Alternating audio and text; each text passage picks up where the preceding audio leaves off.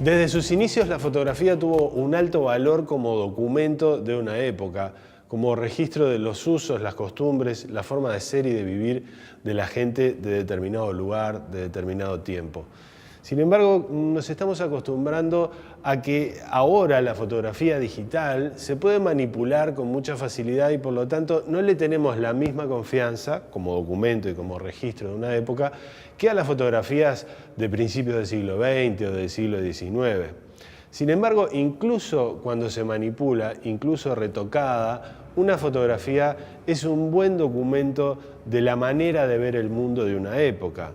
Por ejemplo, un retoque fotográfico indica la manera como el fotógrafo quería ver la realidad. Y así como confiamos en el ojo de un pintor de tiempos anteriores a la fotografía y confiamos en que nos va a mostrar cómo era su época, así también confiamos en el documento fotográfico. De manera que tendríamos que conservar algunas fotografías, quizá no todas, pero por lo menos algunas, el mayor tiempo posible para que sigan siendo documentos de una época.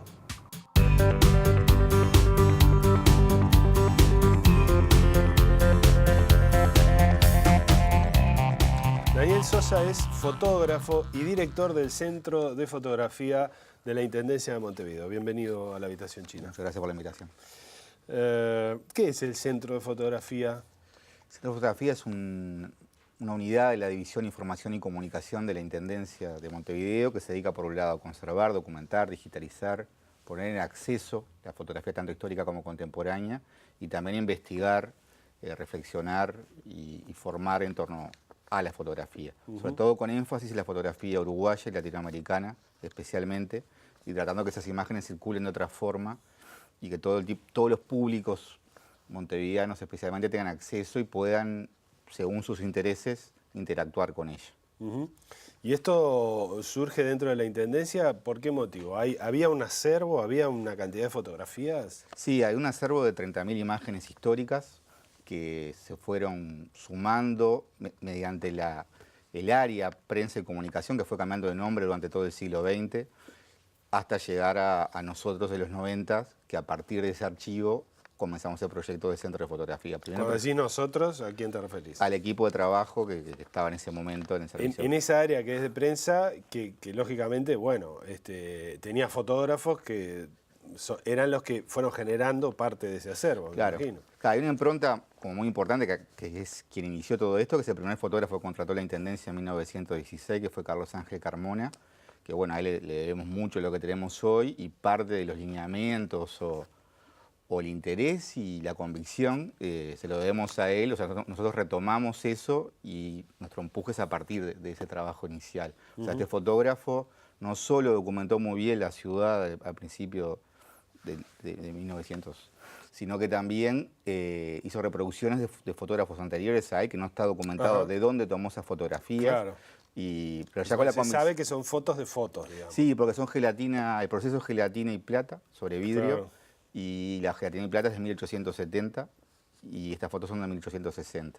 Claro. Entonces es parte de lo que estamos investigando ahora, que puede surgir información o no, que este fotógrafo hizo eso, no solo eso, sino que cuando inauguramos el centro, los familiares de él nos acercaron álbumes que tenía en su casa, donde nos contaban que él lo hacía con el miedo de que se pueda perder lo que habían generado en la Intendencia. O sea, nos sorprende siempre mucho eso, que al principio del uso de la fotografía de forma masiva, este fotógrafo tenga esa convicción ya de... Esa preocupación por el archivo. Por el archivo y por lo que viene después, digamos, ¿no? O sea, como dejar el legado, que es algo que en determinados términos es moderno, en realidad él comenzó con esa convicción. Entonces, este servicio fue cambiando de nombre, como pasa mucho en las instituciones públicas, fue cambiando de función, hasta que en los 90 ya era más prensa dedicada a las actividades del intendente y las grandes actividades de la intendencia en general. No tanto como en ese momento, que era más dedicado al turismo y a la difusión de la ciudad.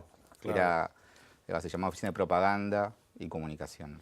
Ahora, hay una cantidad de fotos que no necesariamente son de Montevideo, hay de otra. Por ejemplo, hay una cantidad de fotos de la Revolución del 4, ¿no? En el campo, campamento... Del gobierno, de los revolucionarios, en fin. Esas fotos, ¿cómo fueron llegando a Claro, eso parte de lo que hemos ido aprendiendo con el tiempo y en parte en el trabajo en que estamos, haber armado el área de investigación, que es son investigadores en historias del Centro de Fotografía, y estamos en el largo proceso de ir tirando de la madeja y ir comparando con otros acervos uruguayos, ir viendo por dónde, cómo pasó eso y debido a que esas fotos están ahí. Claro. O sea, son como las grandes incógnitas que tenemos que se podrán ser develadas o no, pero bueno, es como nuestra tarea y nuestras cuestiones que hemos visto que en otros archivos, en otros países pasó algo similar. Claro. Pero bueno, nosotros arrancamos con la dificultad de que no hay información conectada, no la hemos encontrado todavía, que diga los porqué de esas fotografías. ¿De cuándo nació el Centro de Fotografía, así como en esta forma que tiene ahora? En 2002, o sea, en 2002, aquí en San José y Ejido, y ya ampliando las funciones, no solo la de archivos, sino ya la sala de exposición y un montón de actividades conexas a la fotografía, o sea, como es el sentido amplio comienza ahí. Entre el 96 y el 2002 trabajamos sobre el archivo histórico, con un proyecto que se llamó Archivo Fotográfico de Montevideo, que era trabajar sobre el propio archivo, que corría riesgo de pérdida en realidad, o sea, las condiciones de conservación de ese archivo fueron cambiando con las décadas y en último momento tenía una situación media peligrosa. O sea, había un local para eso. En realidad el inicial, donde estaba el acervo, estaba como muy deteriorado, tenía un montón de condiciones que no eran las óptimas para tener un archivo, con muebles de madera, los sobres que se utilizaban fueron buenos en su momento, pero ya el papel estaba deteriorando, entonces comenzó como la solución de un problema, o sea, cómo intentar solucionar un problema. Una cosa medio de emergencia. Ahí va, y en realidad sin tener conocimientos específicos, o sea, yo soy fotógrafo, una archivóloga, la Susana Banfield, que trabajaba con ella, que es Sandra Rodríguez, que todavía continúa, otro fotógrafo Carlos Contreras y otros fotógrafos. Que formaban parte del equipo de trabajo de ahí de prensa. Claro, de servicio, que tenían esas otras funciones, claro, y dar acceso en copias analógicas al archivo. Entonces ahí se hacían copias en papel fotográfico utilizando la placa original, que eso también era un peligro, o sea, que podía generar el deterioro del original. Porque estamos hablando de que hay negativos en celuloide probablemente, de que hay también negativos en placa de vidrio de distintos tamaños, me imagino. Claro, hay mucha 18x24,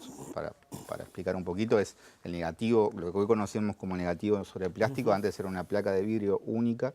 O sea, que tomás de a una fotografía, estos fotógrafos fotografían de a una foto, después tienen que sacarlo, colocar otra.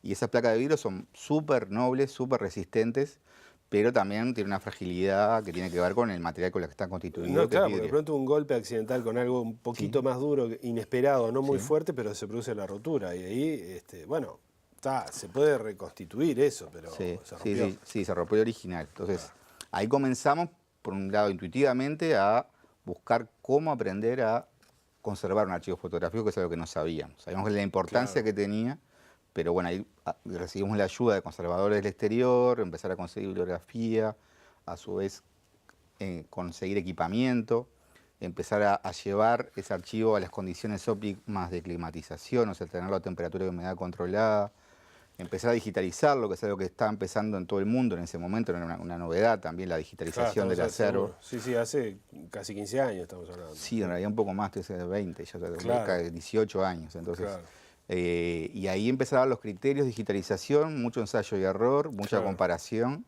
y a partir de eso ir justificando lo que se hacía, generando la difusión de ese lugar que era el archivo fotográfico, creamos un CD-ROM de difusión interactivo, un sitio web, que en ese momento era algo nuevo también. Ahora, me estás hablando, perdona que te interrumpa, pero de una cantidad de cosas que no se hacían antes. Por lo tanto, estás hablando de horas de funcionarios destinadas a nuevas ocupaciones. Y también de recursos económicos destinados a, bueno, no sé, si hay que escanear, se necesitará un escáner. Si hay que cambiar la humedad, un deshumidificador o lo que fuera. Y todo eso surge porque alguien hizo una propuesta. Ustedes dicen, ¿cómo fue eso? Claro, hicimos una propuesta a partir de esa problemática. En ese momento la directora de prensa era Marta Ponce de León, que bueno, que tomó el pedido de entenderlo y ver los riesgos reales. O sea, tuvimos determinadas conversaciones hasta que se entendió el peligro del patrimonio, que no es solo montevideano, sino uruguayo, de esas fotografías, y ahí se hizo una primera inversión que permitió mudar una pieza más chica que esta habitación, y ahí mudarnos junto con las placas, un mueble, un deshumidificador, un aire acondicionado, que no era lo óptimo, pero fue como un arranque. Porque era el lugar de trabajo ustedes trabajaban ahí. Claro. Y además estaban archivadas las Sí, cosas. O sea que pasamos- había movimiento de aire, no era lo mejor. No era lo mejor, o sea, estaba controlado, era fresco, un ambiente fresco y con menos humedad, pero no era lo ideal. ¿A qué temperatura tienen que estar las gelatinas y todas esas cosas? Y de 20 grados para abajo, Claro. que es como fresco, 18, 40% de humedad para abajo también. También muy seco. Cuanto más frío, mejor, o sea, esas son las condiciones extremas buenas. Claro. En realidad lo mejor, luego utilizarlo, lo mejor es llegar al congelado para que no se siga deteriorando. O sea, todas las fotos tienden a deteriorarse y tienden a desaparecer. Eso es como algo Claro, que es claro. de cómo nace una fotografía, ya nace sabiendo que va a Tiene morir una en un momento. caducidad, sí. Dependiendo del proceso fotográfico, dura más o menos. Una diapositiva es lo más frágil, un negativo de gelatina sobre vidrio tiene como muy buena duración o que soporta más los cambios. Claro, porque una de las cosas físicos. que se deteriora es el soporte, ¿no? Claro. Se degrada. Entonces, si es estable como el vidrio, bueno, ahí tenés un Claro, mayor... hay como otro tipo de deterioro. O sea, por un lado tiene el problema que es un material patrimonial que tiene más de una capa, entonces cada capa reacciona de formas diferentes. Claro. Otro tipo de materiales patrimoniales responden de una forma sola. La fotografía tiene esa complejidad. Claro. O sea, por un lado está el aluro de plata, la plata metálica, la gelatina, el plástico, el vidrio, según cuál sea el proceso fotográfico. Claro. Y cada una de esas cosas reaccionan de forma diferente a la temperatura, a la humedad y sobre todo el trato humano, que es lo que lo deteriora más. En realidad es como el mayor peligro para una fotografía. O sea que uno de los objetivos era tratar de detener, frenar, enlentecer al máximo el deterioro natural de los materiales. Ese es uno. Guardarlo Sí. para que no se produzca eso. Pero después, bueno, hay que clasificar, saber lo que hay, ¿no? Claro, y a su vez generar acceso. En realidad es como, Claro. como un círculo también, como Claro. virtuoso, de que cada cosa se apoye en la otra. O sea, en realidad, para que la gente lo valore y tenga sentido gastar dinero de la ciudad Claro, para archivarlo, claro. tiene que tener un sentido de uso, que tiene muchos sentidos de uso el archivo histórico, tanto para la Intendencia como para los ciudadanos. Entonces, ese círculo lo hemos, creo, manejado bien en su momento inicial y eso ayudó a que se vaya justificando y se vaya agrandando las posibilidades. Si yo voy y quiero una imagen que está ahí, ¿qué tengo que hacer? ¿Tengo que justificar ese pedido? No, en realidad hay un uso que es el más básico, que es vos si querés una copia fotográfica para vos, la comprás y te la llevás. Tienes el uso restringido, que es para uso personal. Si vos sos una agencia de publicidad, tiene otro costo, tenés que presentar una nota de la agencia que ahí nos diga que esa agencia existe y tiene otro costo, firmar un formulario de uso que es por única vez. Si es por una editorial es lo mismo. Si sos un estudiante, traes una carta de tu centro estudiantil y te das una copia en baja, hasta 10 fotos te las enviamos por correo casi al instante.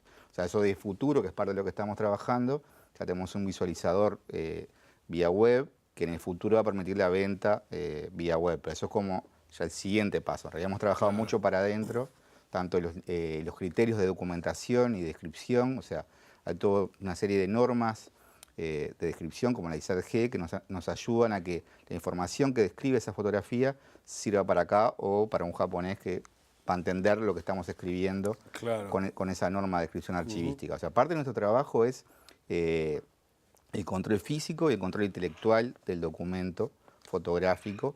Entonces, por un lado es controlarlo físicamente, saber qué tenemos, qué técnica es, qué medidas tiene, qué deterioro físico tiene esa fotografía, pero también saber sobre el contenido de esa foto. Claro. O sea, quién la generó, por qué, en qué institución estaba o qué medio era y qué contenido está mostrando, y qué está mostrando también. Todo eso se cruza en una ficha que es bastante grande basada en esta norma y para generar esa ficha trabajan muchos profesionales del centro que nos hemos ido profesionalizando nosotros, hemos ido aprendiendo con cursos o discutiendo con talleres o saliendo afuera a ver otros lugares y todo eso nos está permitiendo generar esa información que después al usuario le va a servir para interpretar la imagen y tener más información sobre ella y acercar más su sentido original o poder entenderlo, ¿no? ¿Cuántas están catalogadas en el sitio web que es accesible ahora? Y ahora que creo que estamos alrededor de 1000, pero hay como todo un volumen que está saliendo, es como un tubo de producción, que ahora estamos en una etapa que van saliendo por mes. Y todo eso está muchos. saliendo en formato de base de datos. Sí. Eso quiere decir que yo puedo elegir periodos históricos Sí. de las fotos, puedo elegir tipo de soporte, Sí. puedo elegir una cantidad de filtros que uno puede poner y entonces se van agrupando a medida de la voluntad del que busca. Claro, Hoy la idea estoy es como, buscando eso. bien, perfecto. La idea es eso, como tratar de que el usuario tenga herramientas para hacer lo que él quiere ver dentro del archivo.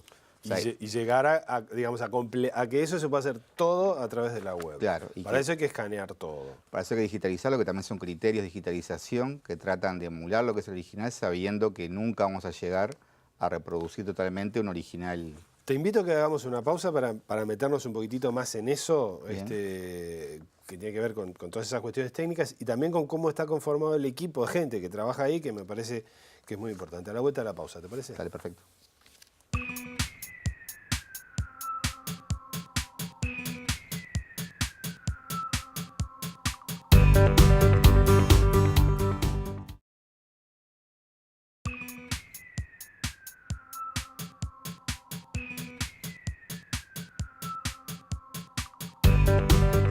A lo largo de los siglos XIX y XX, la fotografía ensayó distintos materiales, tanto para los soportes como para las superficies sensibles, lo que al final del proceso fotográfico se convierte en la imagen de la fotografía. Por ejemplo, se usaban placas de vidrio como soporte, lo usaban cámaras de este tipo, que son virtualmente eternas, salvo que son frágiles y hay que manipularlas con cuidado. Por otro lado, se empezaron a usar también acetatos y celuloides que con el paso del tiempo se van deteriorando.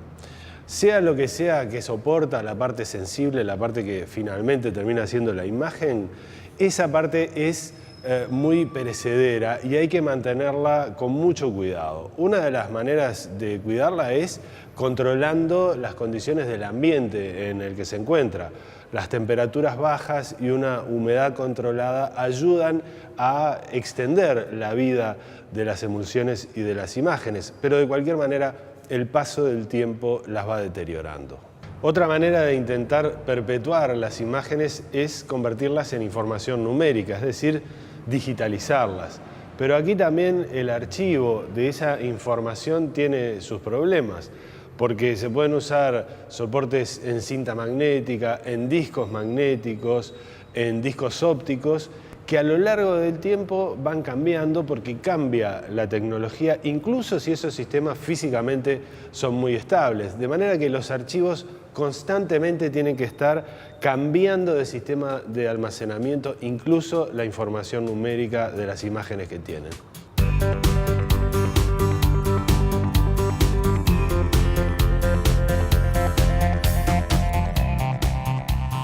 Daniel, el modelo de gestión del Centro de Fotografía al parecer se ha convertido en un paradigma, por lo menos regional, es decir, esto está bien organizado, bien manejado, eso significa que hay un equipo de gente trabajando que está preparada para eso. Entonces, a mí me gustaría que me hablaras de eso, de cómo se fue formando ese equipo, qué profesiones o especialidades es que lo componen ahora, para explicar un poco también por qué funciona tan bien. Sí, sí, de todo un equipo que empezó siendo con la parte técnica, empezamos con fotografía, con archivo, archeología, luego se incorporó estudiantes de investigación en historia de la Facultad de Humanidades como pasantes, y poco a poco fuimos profesionalizándonos y empezando a entender las dificultades del documento fotográfico. Claro. Y ahí se empezaron a generar subtareas o subáreas como, por un lado, los investigadores en historia, que ahora ya son licenciados en historia, por un lado tratan la documentación de la fotografía como la investigación de la fotografía en general. Claro. La parte de archivo se dividió en la parte documental y archivológica y también la parte de conservación. Entonces fuimos como generando subtareas. Claro. Y fotografía, pues nosotros seguimos fotografiando la ciudad hoy, eso es parte del rol del Centro de Fotografía, seguir el trabajo de estos primeros fotógrafos desde lo contemporáneo. Claro. También se dividió en fotografía y en digitalización, que es toda la especialización en cómo digitalizar, trabajar con la gestión de color, con un montón de cosas que al principio no sabíamos, que fuimos profundizando y especializándonos a grados o a niveles muy altos de especialización. Claro. Eso es como todo el equipo técnico básico de la cadena de conservación, documentación, digitalización. Después, por otro lado, tenemos lo que hablamos de fotografía, luego todo lo que es atención al público. Claro, porque ese es un aspecto importante, ¿no? Si la gente tiene que acceder, tiene que haber una interfaz humana que funcione bien. Entonces, mucho de lo que hemos hecho es tratar de mantener, también viendo instituciones de otros lugares, tratando de entender que todo el equipo entiende el sentido de cada una de las disciplinas, el sentido básico. Entonces, hacen muchos talleres internos donde participa todo el equipo. Entonces, de esta forma mantenemos como, bueno, todo el mundo que sabe lo que es un daguerrotipo, trabajes en atención al público, seas investigador, seas conservador. Como todas las cosas básicas, tratamos que todo el equipo lo tenga y que los mismos referentes del equipo son los que dan los talleres. Eso es como ha sido como parte de lo que creo que nos ha servido de mucho en el crecimiento, y toda la gente que se va incorporando va pasando por ese trabajo interno que lleva horas también y que es una inversión, pero hemos visto que tiene un resultado muy importante. Con el tiempo se fue incorporando gente de comunicación, entonces tenemos un área dedicada a la comunicación y difusión de lo que hacemos. También el área curaduría, que es la más nueva que tenemos, que en realidad muchas instituciones empiezan al revés, también como nosotros nos vamos armando, yo siempre digo que como por capas de cebolla, o sea, empezamos con el núcleo duro, que es la parte del archivo, y sobre eso todas las distintas actividades que fuimos generando están apoyadas en la actividad anterior y son transparentes a ella. Entonces siempre lo que se va agregando tiene que ver y le va dando sentido a lo que estaba detrás. La curaduría tiene que ver con el mostrar en muestras y exposiciones. Claro, en todas las salas que administra el centro, que ya son 5, y también todo lo que tiene que ver con el área editorial del centro, que tiene una área editorial grande. También diseño gráfico, los fotógrafos que comenté, y después una capa que se armó más al final es el área de gestión, que empezó siendo muy chica, y utilizando una herramienta que tiene la Intendencia, que es la Oficina de Gestión de Calidad, comenzamos a utilizar esa oficina para certificarnos por la ISO 9001 en todos los procesos.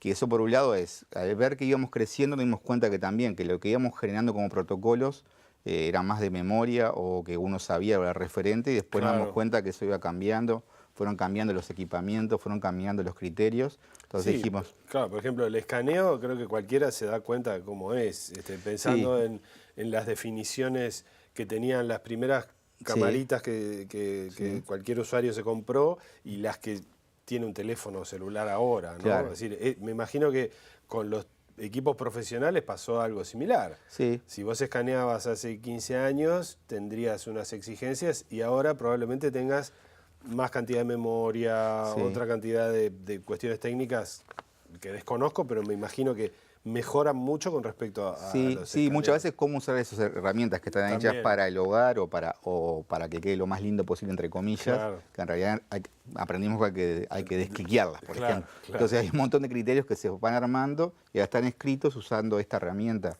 que es la gestión de calidad, que tenemos todos los procesos, o casi todos escritos, y a su vez nos ayuda a recibir la información de los distintos usuarios, tanto internos como externos.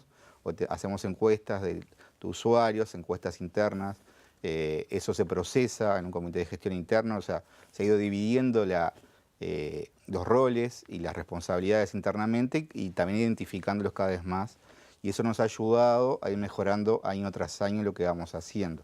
O sea, esto de la gestión de calidad nos ha permitido saber más sobre nosotros, y a los que vienen nuevos poder explicarles más fácil, y también ir afinando lo que hacemos y mejorándolo año tras año. Una de las cosas que hacen es la línea editorial que vos decías. Este libro, 1930, el primer mundial, es una de esas cosas. Es uno de esos productos editoriales que recoge ¿qué cosas en particular este? Y este justo es de las colecciones que tiene, que resguarda el centro, es la más importante, porque es el primer mundial de los mundiales. O sea, en un momento que el fútbol, en nuestra cultura, le damos tanta importancia, bueno, a veces nos olvidamos, más allá del 50 y todo el valor que tiene, que el primer mundial de todos los mundiales se disputó acá, y está fotografiado, muy bien fotografiado por estos fotógrafos, es increíble, tanto la construcción del estadio como todo el mundial, que se hacía con este tipo de cámaras, que eran cámaras muy básicas, o sea que tenían una capacidad estos fotógrafos técnica increíble. Y bueno, el resultado de esto es una exposición que está ahora en nuestro edificio del CDF Bazar, que es entre 18 Entrenadores y Convención, y esta publicación, que es parte de una serie de publicaciones del Centro de Fotografía que se llaman Gelatina y Plata, la colección, que tiene que ver con las colecciones propias, las colecciones históricas propias. Ahora vamos a la colección Gelatina y Plata, que el primer libro fue sobre Ciudad Vieja, y este segundo sobre el Mundial, el tercero va a ser sobre la construcción de la Rambla Sur. Que este proceso también, por ejemplo, el fotógrafo responsable que tenga esta calidad es diseñador también, y todos estos años hemos ido mejorando cómo le pedimos a las imprentas de que controlemos nosotros los libros que hacemos. Entonces usamos herramientas como la licitación pública, que en muchos casos uno piensa que es un problema, o para nosotros fue un problema al principio, nos dimos cuenta que eso podía ser usado a favor. Claro. Entonces, todas las especificaciones que le pedimos a la imprenta, sabemos que quien la gana Claro. va a hacerse cargo de eso porque la forma que tiene... Está en la licitación, está en la letra del llamado. Sí. Si yo tuviera que decirte, bueno, tal como está ahora el Centro de Fotografía y en relación a otros archivos de pronto que hay en Uruguay y a centros equivalentes o similares en el país, ¿cuál es el perfil? ¿Tiene una especialidad? ¿Tiene una cosa que vos podés decir, mira, el nuestro es tal cosa y todos los demás archivos van a entender de qué estás hablando? Claro, en realidad nosotros no somos un archivo propio, o sea, una de nuestras partes es una de archivo. las partes. Tenemos como muchas funciones que eso es lo que nos diferencia en casi todo el mundo, en realidad. Bueno, ese ya es un perfil. Claro, eso es una institución que es bien diferente en lo fotográfico, que fue algo que tratamos del inicio, tratar de mantener, pese al trabajo que da, es que, bueno, a nosotros nos interesa tanto lo contemporáneo como lo histórico como lo contemporáneo, nos interesa el usuario que entró de casualidad al centro, como el súper investigador que vino de Europa a ver un archivo. O sea, la idea es como estamos trabajando todo el tiempo en eso y tratando de trabajar también en todos los usos de la fotografía a nivel social, no solo el fotógrafo y su visión o su arte, sino también desde la fotografía doméstica a la fotografía como fuente para la investigación histórica u otras áreas de la investigación. O sea, el centro se llama centro en parte por eso, porque no trata de ser una centralidad en sí, sino un punto de encuentro entre distintas disciplinas que trabajan la fotografía y en distintos usuarios, lo más diverso posible. Entonces, da mucho trabajo eso, nos hace girar en espiral permanentemente, pero estamos como contentos del resultado porque en ese lugar se generan encuentros de las distintas puntas que usan la fotografía y eso genera nuevos usos o nuevos proyectos que no están predefinidos de antemano. Decime una cosa, empezaron con 30.000, ¿no? Sí. ¿Cuántas hay ahora? Y 160.000 aproximadamente. Ahí está. ¿Cómo entraron esas? ¿De qué manera entraron esas nuevas? Claro, aparte es una política, como se formó el archivo, que lo contaba al inicio, estos fotógrafos tenían una misión que tenía que ver con la difusión turística de la ciudad. Entonces lo que fotografiaban y registraban eran algunos barrios y eso genera al presente un montón de huecos visuales, se puede decir de alguna forma. No puedes hacer la historia de toda la ciudad. Peñarol no hay fotos, X barrio no hay fotos. Y como está volcado, es un archivo de los montevideanos, en realidad la idea fue, bueno, ¿cómo hacemos para ir tapando estos huecos visuales? Claro. Tenemos una política de donación que permite que distintas entidades o personas donen su acervo fotográfico a la ciudad. Y bueno, tiene una parte formal. La persona después recibe los archivos digitales o según el tipo de convenio que se realice es lo que tiene como contraparte, pero eso se incorpora a los fondos municipales y de esa forma se va acrecentando el archivo. Pero eso yo no puedo ir con una caja de zapatos y decir, acá no sé lo que hay y ustedes me la reciben. Y tratamos de que no, pero pasa. Ocurre. Claro, en nuestra página está la política de donación, que ahí se explica por qué son los objetos de interés fotográficos. Ahí está, bueno, entonces ese es el asunto. Sí. Si vos abrís así a que la gente lleve sus cajas de zapatos, probablemente mucha gente lleve y está bárbaro. Sí, está bárbaro. Está buenísimo. Claro. Pero es un trabajo impresionante. Un costo altísimo para hacer y además exige un espacio que de pronto es infinito, un poco escaso. Claro. ¿no? Entonces, en términos generales, así, ¿cuál es el criterio para incorporar material fotográfico al archivo? Claro, por una parte es que sirva para esto que hablamos al principio, sobre todo los montevideanos y los uruguayos, que sean temáticas que tengan que ver con nosotros. O sea, puedes venir con una foto de Europa buenísima, te vamos a decir, no está dentro de nuestros objetivos. Claro. Por otro lado, tiene que ver con el objeto físico, la tecnología con la que fue tomado. O sea, que si traes un daguerrotipo de Europa, que es algo que no tiene la colección, te vamos a decir, sí, te lo aceptamos. Claro. O sea, dependiendo de las dos cosas, hay una comisión que evalúa, una comisión interna, que es un fotógrafo, un investigador en historia, un archivólogo, donde tú dejas, en base a eso que ya está escrito, te damos una copia en el momento. Y ahí se evalúa. Se evalúa y el valor que tiene para generar la conservación. Porque al principio teníamos cierta inocencia sobre eso también, y después vimos muchos archivos que fueran o desbordados por lo que recibieron, después es improcesable, o materiales que pueden tener un uso para una familia o para una persona, pero no para una institución pública o para una ciudad en general. ¿Y físicamente cómo se guarda una foto? Dependiendo de qué proceso, pero generalmente es con una primera guarda, que generalmente es papel o puede ser un plástico especial. Las dos cosas son especiales, es un papel que no deteriora con el tiempo, se le hace la limpieza mecánica primero, que es sacarle el polvo, sacarle si está con hongos o demás, tratarla. Luego de limpiarlas, guardarla en esa primera guarda, que es este papel. Se guarda en una segunda guarda, que generalmente es una caja que puede ser de cartón o de plástico inerte, también dependiendo del caso. Y una tercera guarda, que es el mueble de metal, que es un metal esmaltado al horno especial. Y eso en otro envolvente, que es la cámara de conservación propiamente, que tiene que ser un habitación espacio, donde está claro, todo que es un espacio que no tiene que tener caños en las paredes, tiene que tener una altura mayor que el resto de la oficina en la que está, y tener la temperatura y la humedad controlada, y el aire controlado de ser posible, que eso es lo que no tenemos hoy, que en el futuro vamos a tener. Buenísimo, vamos a una última pausa, Daniel, y a la vuelta empezamos a meternos un poco con cuestiones que tienen más que ver con lo que es filosóficamente la fotografía, si te parece. Bien, vamos.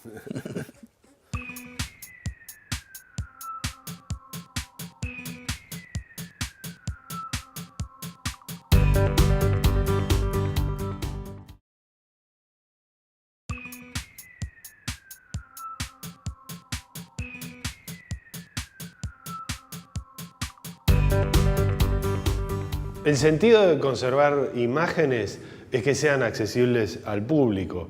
Pueden ser a través de algunas exposiciones, pero cuando hay miles de imágenes, ¿cómo se hace para que cualquier persona pueda verlas por lo menos y de pronto usarlas para alguna cosa?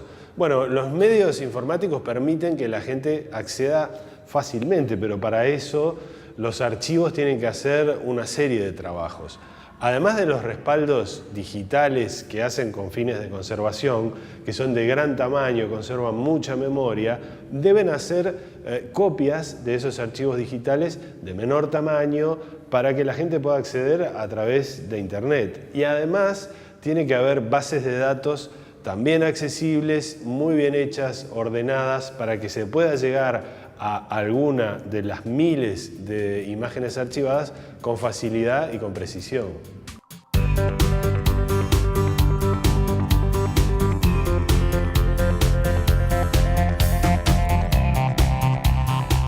Daniel, la impresión que me causa el Centro de Fotografía es que desde que comenzó a existir, como que rápidamente se colocó en un lugar de mucha visibilidad cuando ocurren fenómenos relacionados con la fotografía. Hay eventos fotográficos, hay alguna exposición importante y siempre por algún lado aparece el Centro de Fotografía y muchas veces como promotor o organizador de esto. ¿Qué cosas hace regularmente en ese sentido? Claro, por un lado tenemos la jornada sobre fotografía, que es como el espacio de discusión sobre temas fotográficos en mayor profundidad que realizamos, que este año cumple 10 años, y el tema de fotografía y educación este año.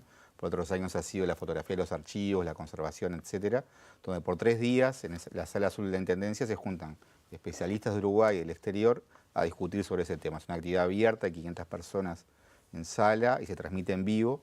Y bueno, eso nos ha ido generando también como información y cadenas de rebote en vivo, por vía web, por nuestro sitio web.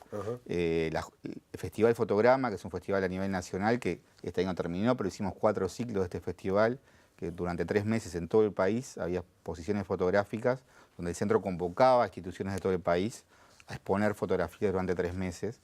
O sea, la fotografía en Uruguay estuvo muy encerrada en sí mismo. O sea, hay procesos que se dieron en otros países que acá nos llegaron más tarde. Entonces, parte de la función del festival inicial era, bueno, conocernos más, saber qué está pasando en Uruguay y que la fotografía entre a espacios que antes no ingresaba de forma regular. Entonces, el festival ya cumplió con esa función. Se hacían alrededor de 200 muestras por edición del festival y en ese contexto se hacen talleres, revisión de portafolio y es un momento también como muy explosivo de discusión y de acercamiento a la fotografía a todo tipo de público.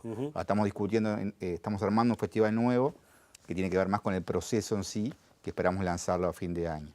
Y después tenemos actividades para niños como fotoviaje o cosas pequeñas, que son talleres para niños de 9 años, donde fotoviaje, un actor encarna el primer fotógrafo del centro y él es la fotografía en sí, o sea, ya hablando un poco de filosofía, porque él es documento y ficción, él supuestamente viaja en el tiempo y él fue el que tomó todas las fotos del archivo. Entonces los niños de 9 años que están en una edad todavía que creen y no creen, con él van viendo cómo fue cambiando la ciudad y viendo la fotografía como documento histórico y por otro lado él aparece metido en las fotos, él cuenta historias del pasado como que las tomó él y ellos La idea es como insertar también, aparte de la fotografía como documento, la fotografía como invención ¿Y eso o como qué se creación. hace? ¿En escuela? ¿Se hace en el local? Eso se hace en el centro, que es una forma también de que la gente, los niños vengan hacia el centro y lo conozcan.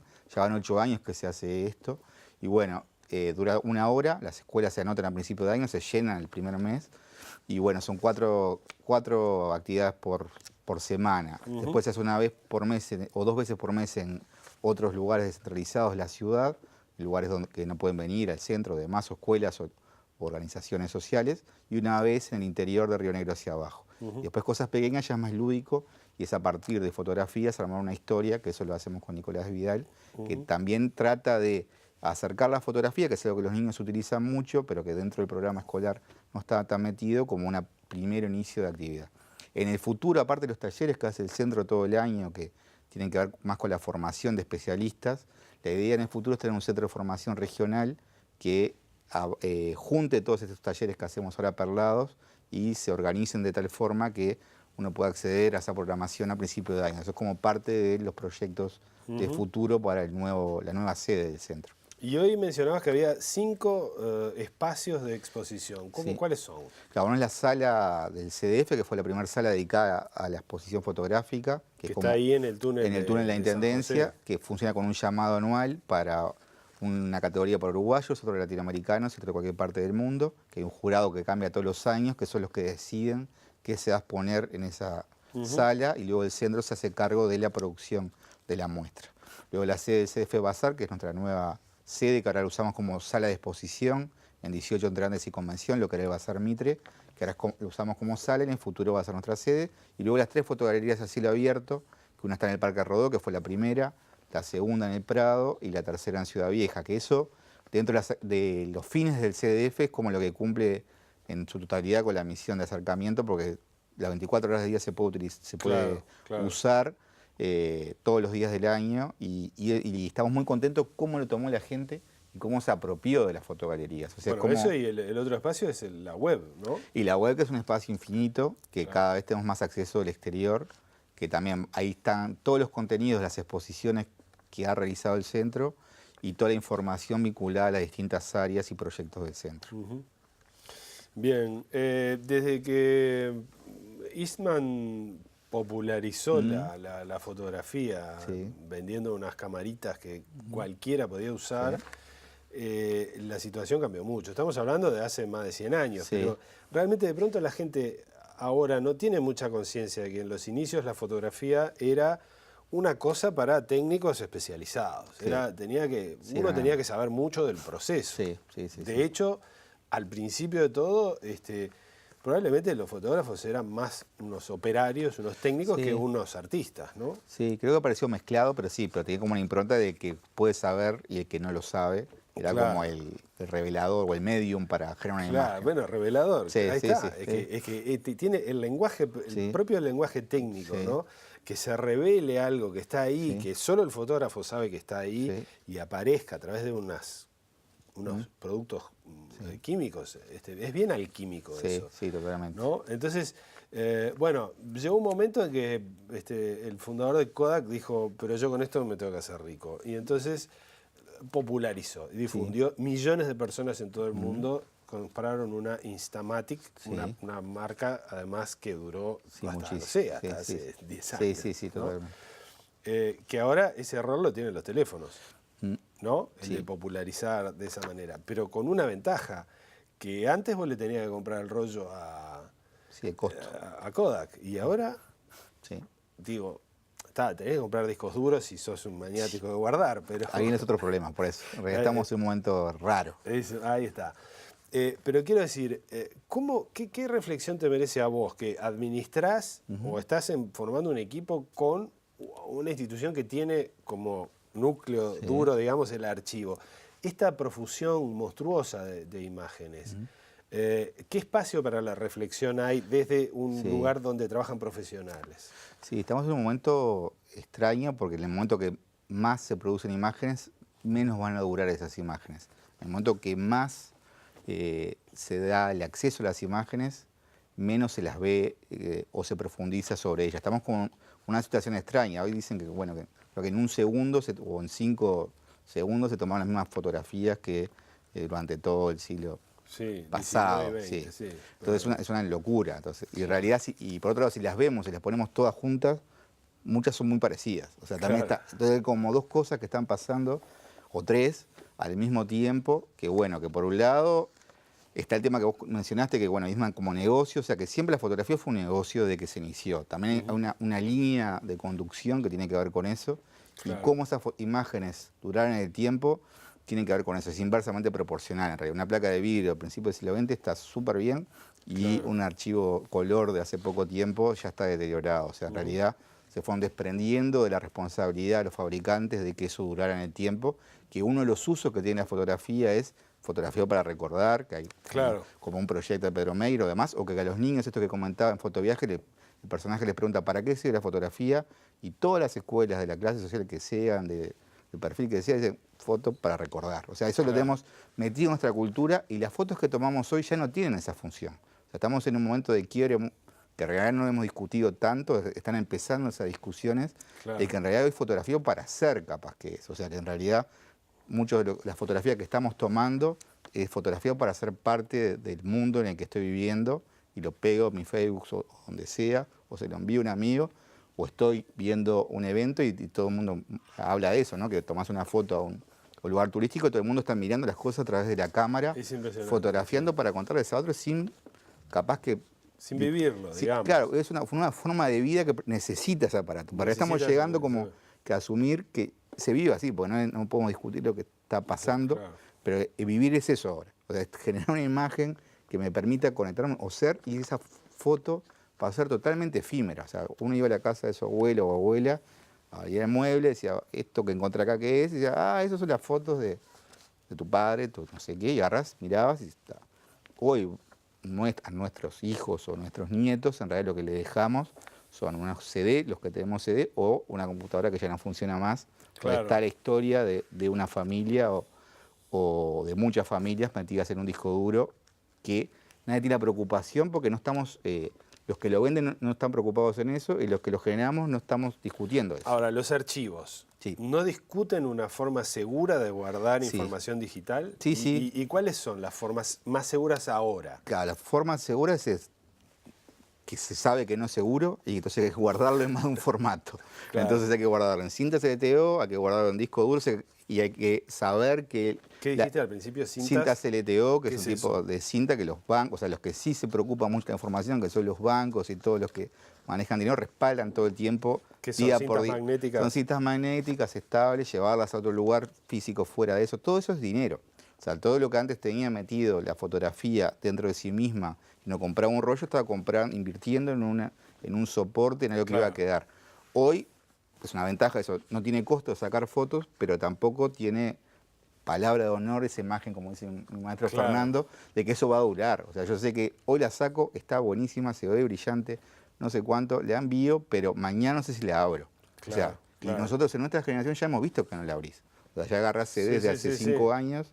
Entonces, el formato con que están realizadas, si es TIFF, JPG, no sé cuánto, sabemos que es un código de representación. Que también puede ocurrir que caduque un Sabemos software. que va a cambiar. O sea, digo, ya hemos vivido que eso cambió, ya lo hemos vivido, ya podemos decir que eso va a pasar. O sea, se requiere como una conducta del usuario para ir tomando estos archivos y copiarlos a nuevos dispositivos que sabemos para que que se conserven, y además actualizando los formatos. Sí, sabemos que eso es imposible. Entonces estamos como en una callejón medio sin salida, que adicionalmente se puede hacer, es caro. Y recuperar un disco duro, o sea, hoy si te queda un disco duro donde digitalizaste tus fotos, sabés que te va a salir cientos de dólares si se puede reparar o no. Tenés suerte. Si tenés suerte y si pagás además. Entonces, la información que generamos, cada vez las cámaras toman en mayor volumen de información, una imagen, que es algo bueno para verlas, pero no para guardarlas. Y después, ¿cómo se documentan esas imágenes? Aparte de poner la abuela, abuelo, Pepito, no sé qué. ¿Dónde quedan? Es todo un problema. Entonces, porque eso, ahora una persona viaja 10 días, y trae 1500 fotos. O sea, ya el tema de saber qué tenés no es un tema de profesionales, es un tema familiar, porque ¿qué hay ahí adentro? Sí, las fotos son demasiadas. Subiste 3 a Facebook, y Facebook te dice cuando las subís que a partir de que la subís esas fotos de él. O sea, que Claro. por eso parte de lo que... Y Sí, ya ha sí, pasado que muchos de esos servicios han cerrado en estos 5 Claro, años. claro. Ya sabemos que va a volver a pasar, que Sí, algún sí, día sí, va a sí, dejar de... claro. Entonces, que tenerlas ahí, o cualquier gente dice, la tengo en la nube. ¿Sí? ¿La nube quién es? La nube. O sea, la nube es Antel, es una cosa, la nube es Dropbox, no se sabe dónde está el servidor. Entonces, esa parte es como algo que se está empezando a discutir, que hay mucho para discutir y para formar conciencia. Soluciones no hay. En realidad, Claro. el panorama es medio alentador por un lado, porque la democratización que se está generando bueno, ahora está está buenísima. La posibilidad de armar tu discurso a partir de fotos para mí es increíble y está buenísimo. O sea, con la fotogalería nosotros estamos disfrutando mucho de eso, o sea que el uso que le da la gente a la fotografía y cómo las interpreta y cómo se apropia de esos discursos y genera los suyos, está increíble por un lado. Pero por otro lado, ¿qué va a quedar de esta memoria visual de este periodo? Hay varios trabajos de artistas ahora, por ejemplo, uno que ha hecho, bueno, busco en Google fotos de atardecer y en base a eso armó unos grandes mosaicos. Claro. Soy muy malo con los nombres, no me acuerdo bueno. ahora ese nombre. Dice, bueno, son todas parecidas, ¿por qué yo voy a sacar una foto Claro. de un atardecer? Y hay miles de personas sacándolos y poniéndolas en acceso. Entonces ahora parte de la discusión que varios artistas están trabajando, como Rosángela Renaud o Joan Juan Curberta, que es un artista español, es bueno, que no sacar más fotos, como empezar a hacer una economía de la producción de imágenes, sino más invertir en qué hacemos con todo lo que hemos generado y qué discursos armamos a partir de esto. Y los archivos un poco tienen esa función. Una función fundamental. Y eso es parte del trabajo que nos toca a nosotros también. Buenísimo, Daniel. Muchas gracias Bueno, por a venir a ustedes. la habitación china. Muchas gracias. Nosotros nos encontramos en otra habitación china.